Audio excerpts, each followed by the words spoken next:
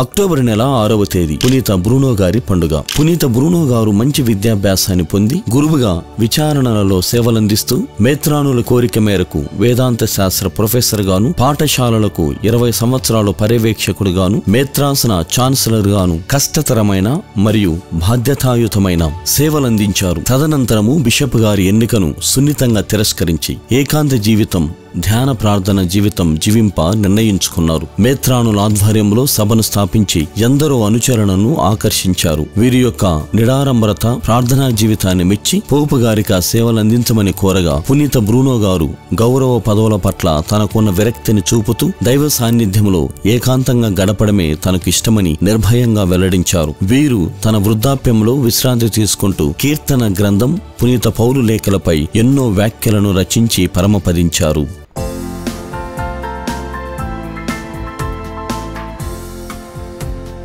పునీత బ్రూనో గారు